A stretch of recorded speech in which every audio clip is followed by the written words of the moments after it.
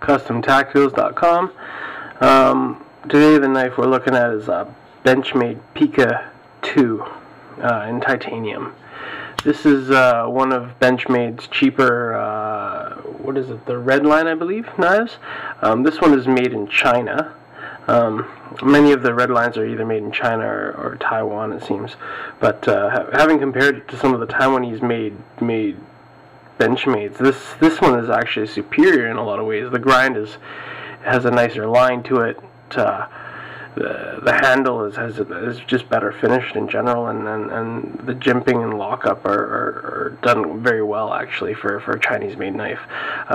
Typically the stuff that I see coming out of China is fairly mediocre, but considering that I scored this guy for essentially like what this cost me, about $25, give or take, depending on how you want to swing it. I bought it from a local knife store. Was having a sale.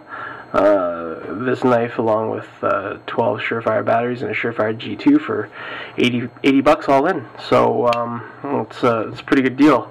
At first I wasn't sure, but you know, after thinking about it a little bit, you know, titanium handles, and the steel on the knife is the 9CR13, which is an okay steel, nothing fantastic, but an acceptable steel, especially on a knife at this price point. It's quite nice. So I'm quite pleased with my purchase here. A couple other knives picked up along the way as well, so you'll see a few more production reviews coming up. The Pika 2 reminds me a lot of the older Benchmades, like the AFCK and stuff like that had the round Spyderco hole in it. I'm not sure what the arrangement between Benchmade and Spyderco was, or if Benchmade just decided they were going to use a round hole.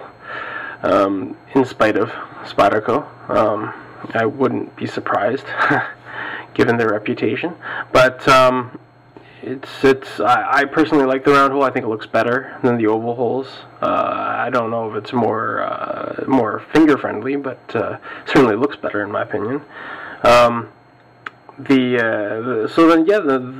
Pika 2 really reminds me of the old AFCKs.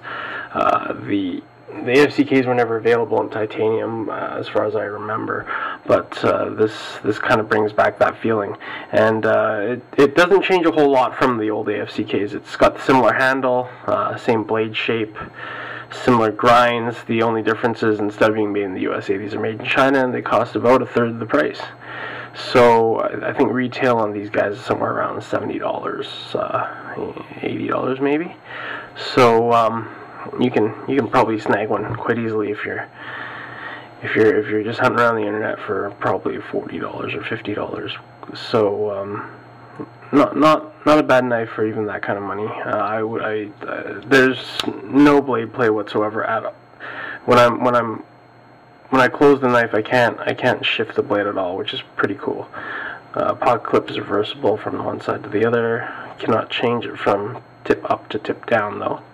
I think the pocket clip is stainless steel, while the handle slabs are titanium.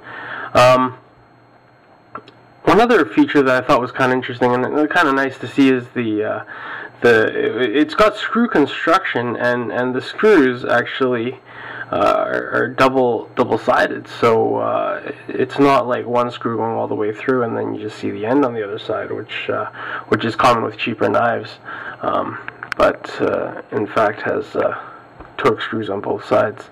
Also interesting to note is that there's bronze spacers in the back here. I don't know if that's because it was easier for them to do that as far as fit, but it alternates between titanium bronze and then what looks to be another titanium spacer, and then a bronze layer, and then the other titanium there. So overall, I really can't fault this knife given the price point. It's a fantastic knife. Great, very sharp. And I mean, I haven't quite used this one too long yet, so I've opened a few packages with it, but won't be able to tell you if it's a good long-term user or how long the edge will hold. But given the steel, it's probably similar to an AUS 6 or something like that. So I hope you enjoyed the review. Have a good one, guys.